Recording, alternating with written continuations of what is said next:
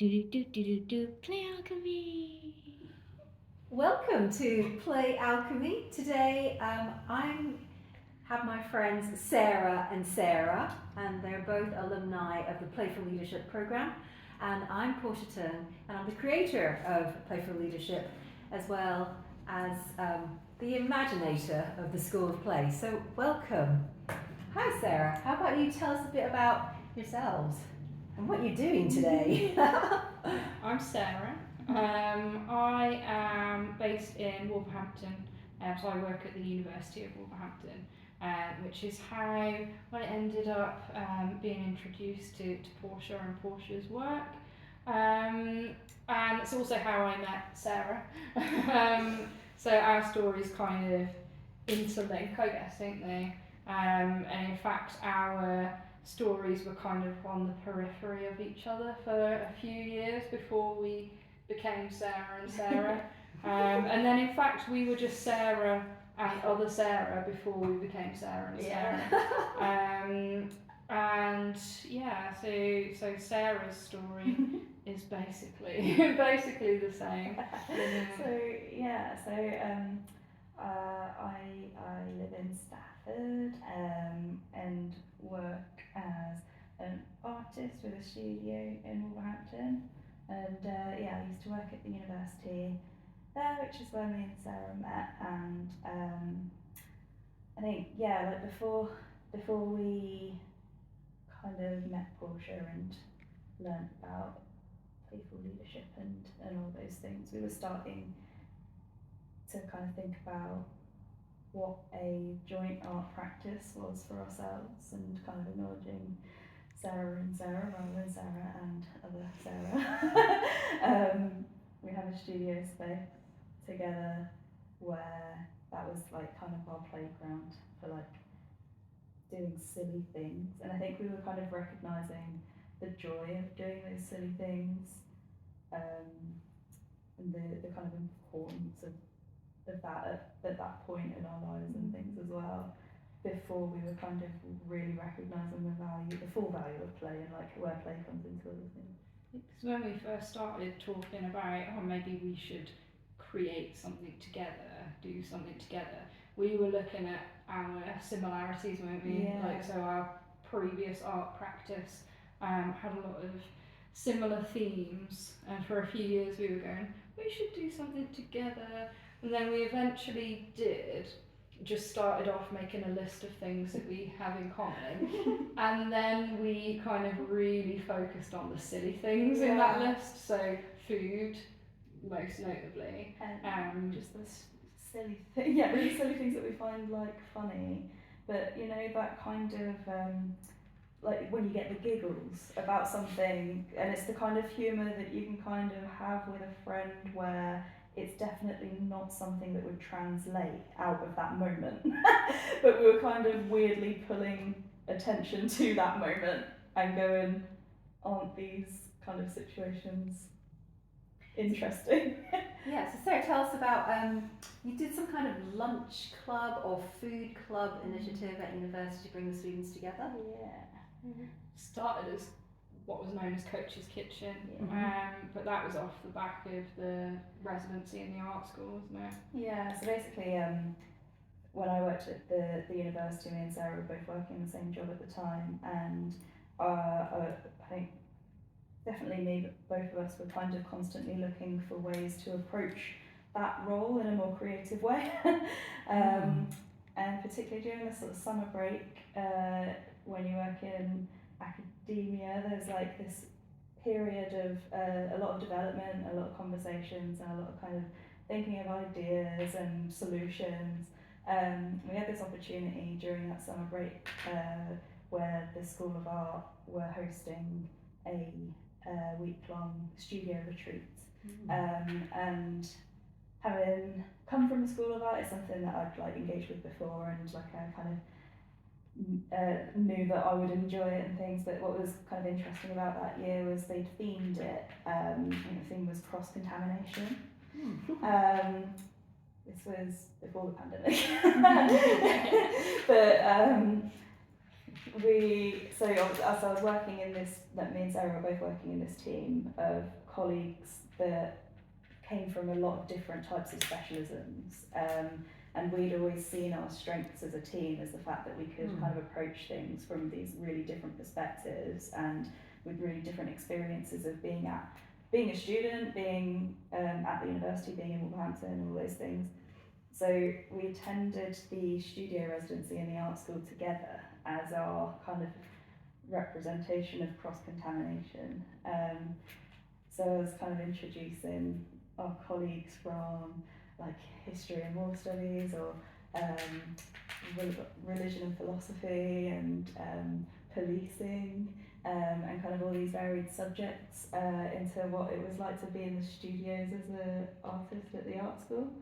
And it was amazing, like we had such a great time. And basically after a while of them going, oh, but what is the work that we're supposed to make? Like, how do we be artists?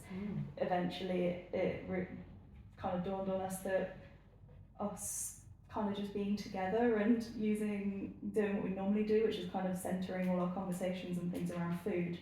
That was kind of doing the work for us.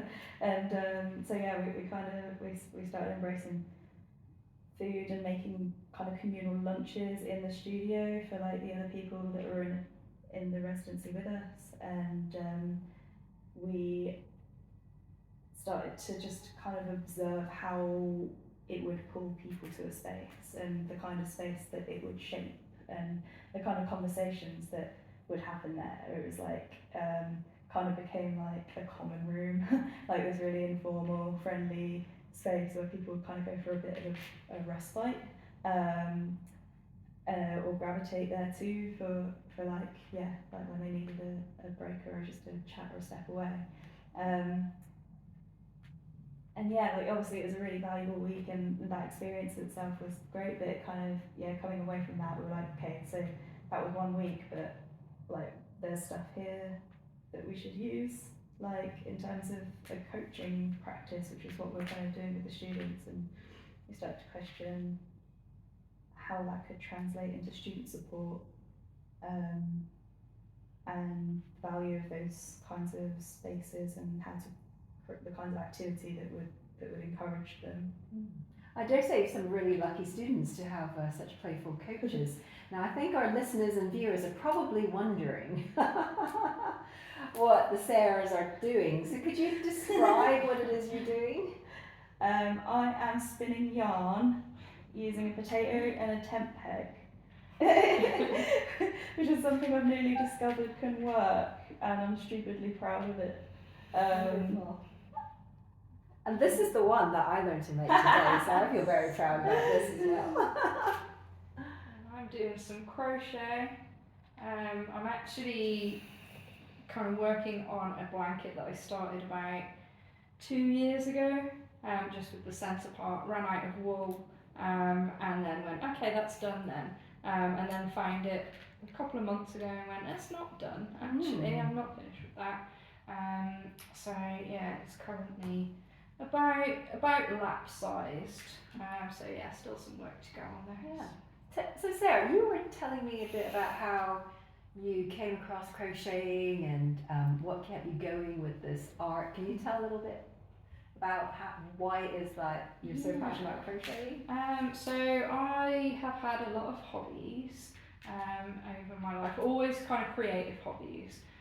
So it'd be like, oh, I really want to get into I don't know, lino printing, for example, or jelly printing. I get little ideas in my head, and then I buy all of the materials, and then I really enjoy it for a bit, and then I stop making progress, and I go, oh, I don't want to do this anymore, and I get bored and I give up. But crochet is really the one thing where I kind of found, because everything is in small stages, so like this square in the middle, like that could have just stopped, being that big. I could have gone, well, that's a finished product. And you have that kind of gratification, that satisfaction of going, oh, I have made something. So there's no purpose to it really. and there's no consequences of it going wrong, and there's no consequences of what happens if I stop for a bit.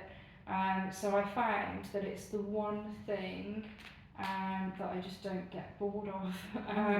So it's kind of enabled me to, at the times when I felt, oh, I'm not making any progress, or I'm bad at this, just keep going.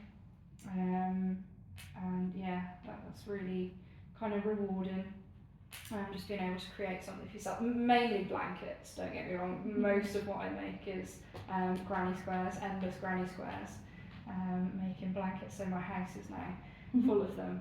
Which my partner, he's not like fully on board because he says it's full of holes, which is true. It's supposed to be full of holes. I think that's just extra insulation, right? So you get enough layers. I don't know.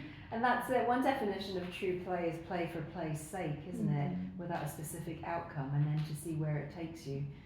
But clearly it's taken you so far, because how are you related in terms of your crochet hobby? So Sarah taught me how to crochet. It was kind of during the pandemic where we were kind of going in and out of lockdowns. So Sarah taught me how to crochet over Zoom, which was I think a feat in itself, and resulted in me just sending a million kind of pictures of things that didn't really make sense, going, why isn't it working? Afterwards. But yeah, it came, it came at a really good point for me, and I think with any kind of craft or practice or anything, you're kind of drawn to the things that maybe you subconsciously realise you need before you kind of consciously know why that's important at the time. So I didn't really have, I wasn't much of a crafter really. I didn't really have a thing that I kind of physically material play with at home. Although I had my kind of art practice, that was kind of that would sit differently. But yeah, so Sarah taught me how to crochet during the time I'd recently lost my dad, and I was kind of looking for ways to escape. I was kind of not really feeling present in a lot of what I was doing. And crochet was incredible at kind of giving my hands something to do that wasn't just scrolling on the internet on my phone,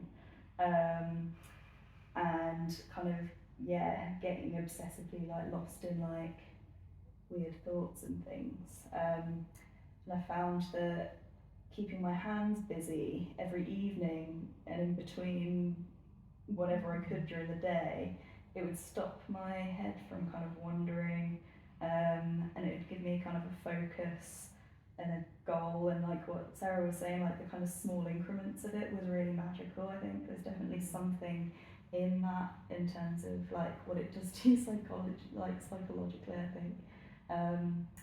There's that quick, short kind of project, if you will. It's that dopamine hit of every time you do one little square, it's yes, I've finished something, and there was that accomplishment, which I guess before learning to crochet, I don't think I really had an equivalent of that, where you have a quick accomplishment of something. So literally all Sarah taught me to do was a granny square. I didn't even learn how to connect the granny squares until at least a year later.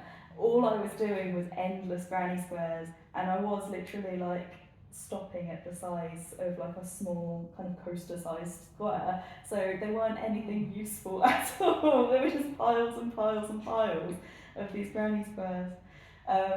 But yeah, eventually I kind of recognised in hindsight the connection that practice and that process was having with my grief, and the value that it had in kind of translating a lot of the thoughts and the feelings that I was having. So I could be a bit more purposeful with it after that, and it's kind of become a big part of my art practice now. And hearing you say all that, Sarah, I find that incredible, because when I watch both of you do this work, it's just beautiful, and you make it look so easy, but actually this Sarah hasn't been doing it all that long in many ways, isn't it? Yeah. And yet through your passion become quite what people would call expert, I guess.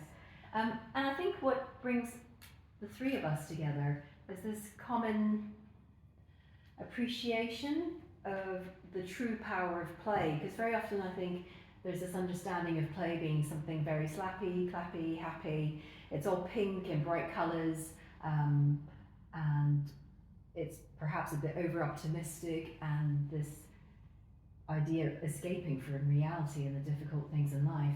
And what I've learned through creating the Playful Leadership program and just exploring and going on my own play journey these 20 years is that actually play is simply a portal, isn't it, into all the feelings that we have, and even the difficult ones. And it's not until we walk through that labyrinth, we go in one person, we come out the other another, that we have to go through those stages, don't we? And find a way of making sense of them. So the viewers and listeners are very curious because they always ask me, what kind of people come on your programming courses and what made them do it? So would you like to share your story? So I was introduced to Portia in the School of Play through a colleague. So Herb, my colleague in the computer science department, I think was it on your pilot for Playful Leadership? No, it was the first one. Right. Yeah, the very first okay. Playful Leadership course on what was to become a program. Yeah. And he said to me at some point, there's a thing that I think you would enjoy with a person that I think you would really like, and yeah, I think you should do this thing. And I was like, okay, and kind of had a look through the website and thought, oh yeah, that's really interesting.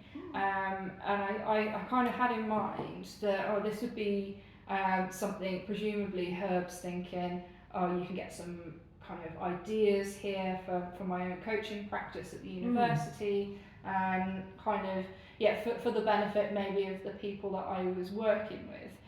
That's what was going through my head anyway. And then we didn't really talk about it again until several months later when Herb was like, okay, so in a few weeks' time you good to go? And I was like, okay. But I'm naturally like a very anxious person. So the thought of going somewhere away from home for several nights with complete strangers was absolutely terrifying. And in the days beforehand, and even on the day, like as I was on the train and travelling, I was messaging Sarah, just like, I have no idea what to expect here, what am I doing? Why am I doing this? But in the back of my mind going, but there's going to be some, rewards here for my students, for my coaching practice. And little did I know that although they have reaped the benefits, I was the one to reap the biggest rewards from it. And as Sarah was saying, like my energy transformed like during those 3 days, and it's not just you that noticed that. I went back and spoke to colleagues, and they were like, well, one of them in particular said, I can see your energy has shifted, like something about you is different. And I felt it like on the train home from those 3 days. And I appreciate I've completely skipped over like all of the magic that happened, but I think it's something that you kind of have to see for yourself, like experience for yourself. But on that journey home, I remember feeling so light that I was thinking, is this how people feel all the time? Like, do normal people just feel this, light and kind of safe and comfortable? And I was kind of like, that's a little bit sad, that I've not had that, but also amazing that now I do have that. It was completely, for me, transformational. And then I was like, that's what Herb was doing. That was his plan. So he, very appropriately kind of matched me to that space and that opportunity. And I guess just haven't looked back really. It's truly transformational. And you enjoyed it so much, you then introduced me to Sarah. Yeah. So so me and Sarah message each other all the time if we're not talking, like in person or whatever. And so like the days leading up to you going to the playful leadership thing first time, it was like there was so much anxiety and like travel worry and like kind of anxious thoughts about the logistics of everything, and like, you know, that was before you even got to the point where like you had no idea really what Herb had signed you up to, just that you knew it would be probably good and worth going, but like the lack of information you had around it or that was confirmed was like so out of character and out of like, you know, out of your comfort zone and everything. And it kind of, there was like this interesting transition, like you said, of like where the messaging that we were getting from you was just kind of going from this really kind of panicked state to then suddenly going very quiet, where you'd obviously, like, you'd arrived, you'd settled, you started to meet people, and then suddenly your messages would just become very sparse, but like quick updates just to like let us know still alive, still happy, but they would turn into things like your first night there, you met everyone for dinner, came back from dinner, messaged us, and you were like, I think these people are going to change my life. and yeah, like it's funny that like when you were just going through it now that you kind of skipped from the beginning of it to the end of it, because that's like the first interpretation I got of it as well, like based on like what you were saying and like when you were saying it, and like yeah, these kind of brief updates that we were getting from you. It was just like no details about actually what was happening, just that you know, like you were like kind of like just feeling yourself change, and like your energy was shifting, and your yeah, like you're kind of just feeling more confident, more comfortable, and I was immediately just like, okay, well, I want to know what's going on here. Like, is it a cult? I'm interested. And or a club. So yeah, and then like yeah, so I mean, a bit later on when we're kind of able to talk a bit more properly, it was still very much like I don't want to give too much away. But what I was able to see was obviously like, yeah, like your kind of how you were in yourself, like I think you described it for a while as kind of feeling like you were with the floaty bubbles, or like surrounded by floaty bubbles. Yeah.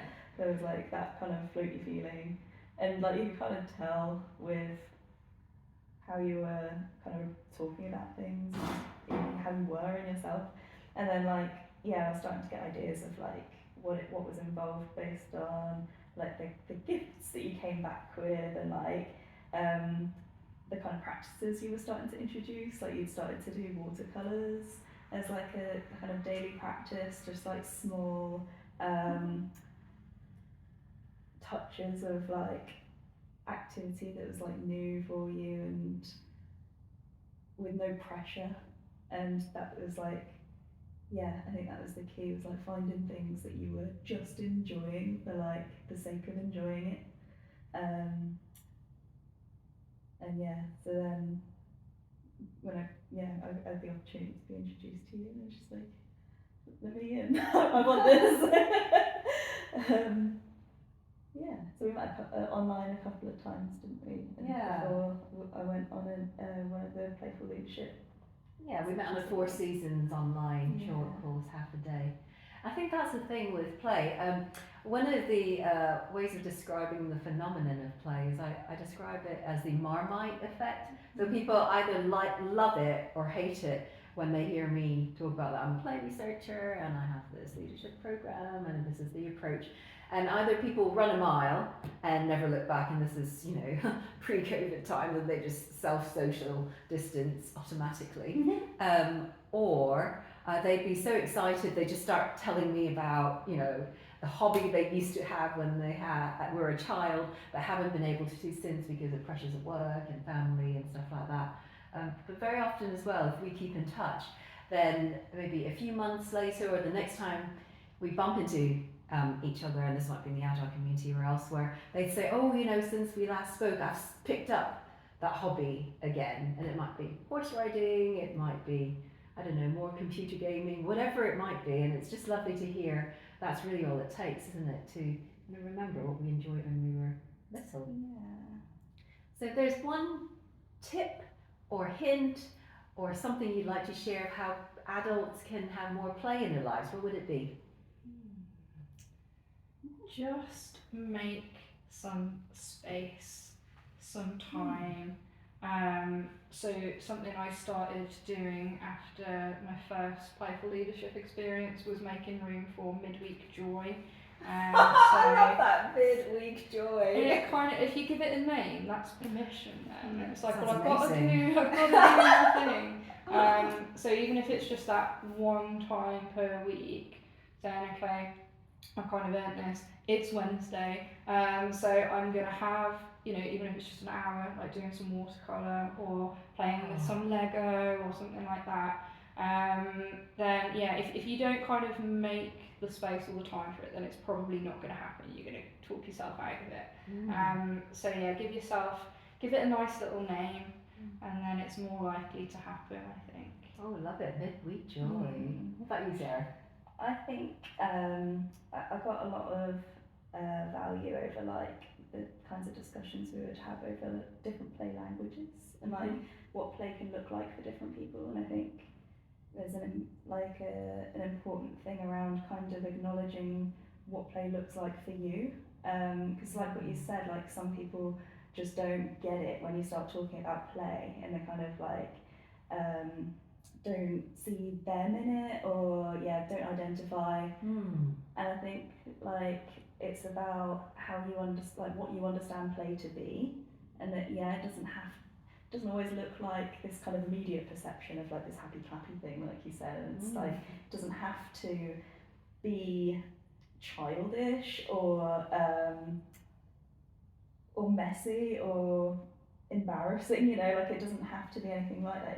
But it is what it works for you at the time, and whether that's like play could be cooking a really elaborate meal for yourself, or play can be having a really long hot bath, or it could be crocheting, or it could be I don't know, doing a puzzle. Like it can look like completely different things, and sometimes it's physical and sometimes it's mental, and I think finding what it is for you is an important step in being able to prioritise it.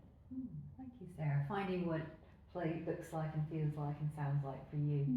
Yeah, that really resonates with me, because by hanging out more with truly playful adults, I've observed that in particular they're real, like the Velveteen Rabbit in the children's story. So there is no stereotype of what a playful adult looks like, because you just can't tell. What we look like on the outside is so different from what we are on the inside anyway.